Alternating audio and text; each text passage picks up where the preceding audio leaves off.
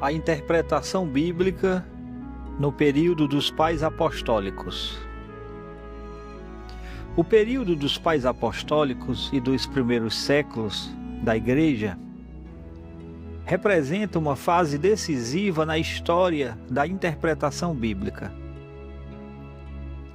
Situado entre o encerramento da era apostólica e o desenvolvimento das grandes escolas teológicas dos séculos 3 e 4, esse período foi marcado pela necessidade de preservar fielmente o ensino recebido dos apóstolos, defender a fé contra as heresias emergentes e estabelecer as bases doutrinárias da Igreja cristã.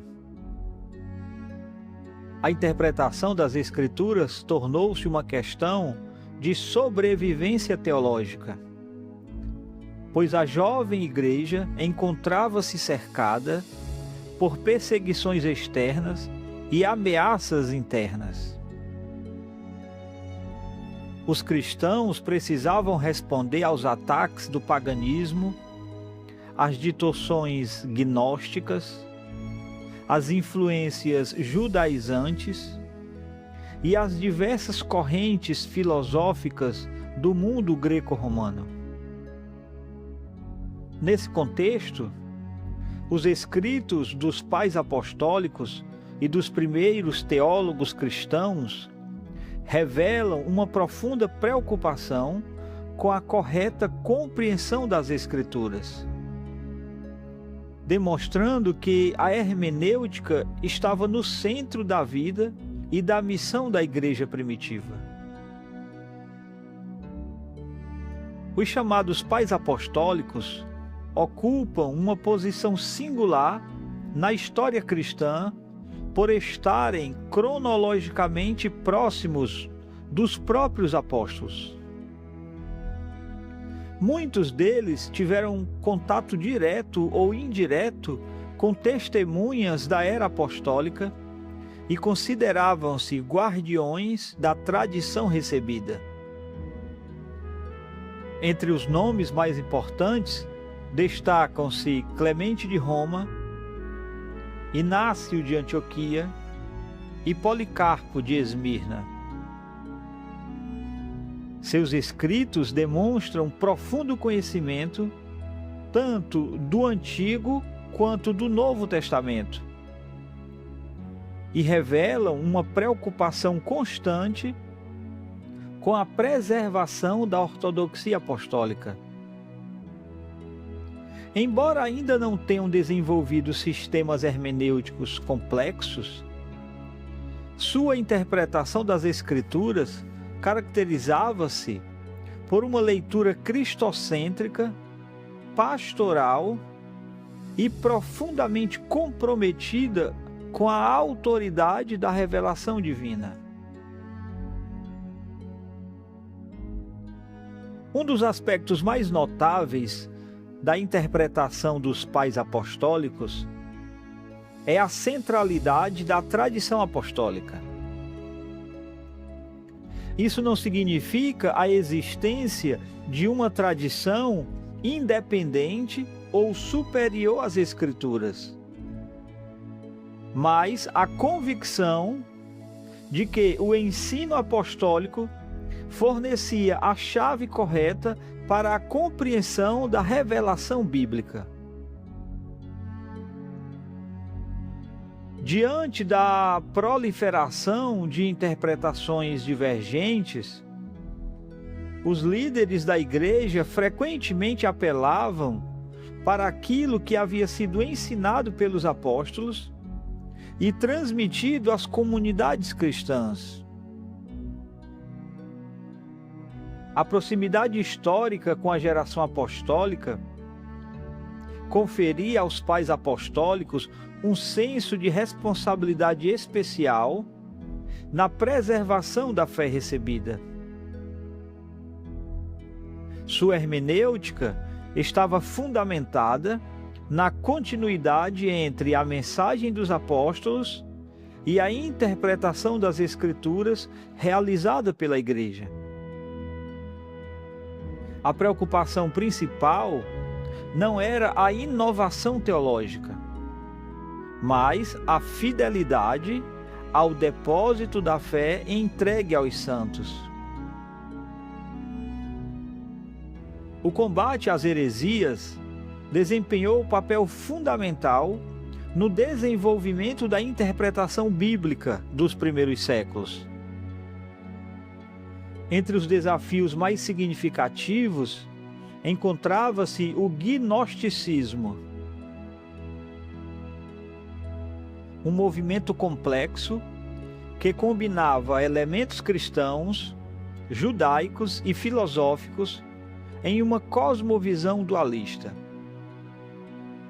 Os gnósticos frequentemente afirmavam possuir conhecimento secreto capaz de revelar significados ocultos das Escrituras, inacessíveis aos cristãos comuns.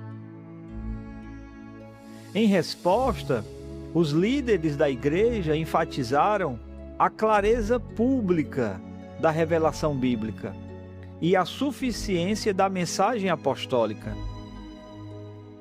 A interpretação das Escrituras passou a ser entendida não como uma busca por segredos esotéricos, mas como a compreensão fiel daquilo que Deus havia revelado abertamente para a salvação de seu povo. Essa controvérsia contribuiu significativamente para o desenvolvimento dos princípios hermenêuticos voltados à proteção da integridade do texto bíblico. Nesse contexto, surgiu um dos conceitos mais importantes da hermenêutica patrística primitiva, a chamada regra de fé. A regra da fé não era uma fonte de revelação paralela às Escrituras, mas um resumo doutrinário derivado delas, utilizado como critério para distinguir interpretações legítimas de interpretações heréticas. A Igreja reconheceu que textos isolados poderiam ser facilmente distorcidos quando removidos de seu contexto teológico mais amplo. A regra de fé funcionava como uma síntese da mensagem central da revelação bíblica, enfatizando doutrinas como a criação divina, a encarnação de Cristo, sua morte expiatória, sua ressurreição e a esperança escatológica. Esse princípio contribuiu para a formação de uma leitura mais integrada das Escrituras e preparou o terreno para o desenvolvimento posterior dos credos e confissões da Igreja. O papel de Justino Mártir foi particularmente significativo para a história da interpretação bíblica. Convertido do paganismo, Justino procurou demonstrar que o cristianismo representava o verdadeiro cumprimento das promessas do Antigo Testamento e a plena realização das mais elevadas aspirações da filosofia. Em seus escritos apologéticos, ele desenvolveu uma leitura amplamente cristológica das Escrituras do Antigo Testamento, identificando em diversas passagens profecias e prefigurações da obra de Cristo. Embora em alguns momentos utilizasse interpretações tipológicas bastante amplas, sua intenção fundamental era demonstrar a unidade da revelação divina e a continuidade entre o Antigo e o Novo Testamento. Sua obra representa uma importante etapa na formação da hermenêutica cristã primitiva. Outro nome fundamental nesse período é Irineu de Leão, cuja contribuição para a interpretação bíblica foi extraordinária. Em sua obra contra as heresias, Irineu combate vigorosamente as leituras gnósticas das Escrituras e enfatiza a unidade da história da redenção. Para ele, o mesmo Deus que criou o mundo é o Deus que enviou Cristo para redimi-lo. Essa convicção o levou a desenvolver uma interpretação profundamente histórica da revelação, na qual as alianças, promessas e eventos bíblicos formam uma narrativa coerente dirigida pela soberania divina. Sua doutrina da recapitulação, segundo a qual Cristo resume e restaura toda a história humana, demonstra uma tentativa de compreender a totalidade das Escrituras dentro de um único plano redentor. Irineu tornou-se um dos mais importantes defensores da leitura canônica e unitária da Bíblia.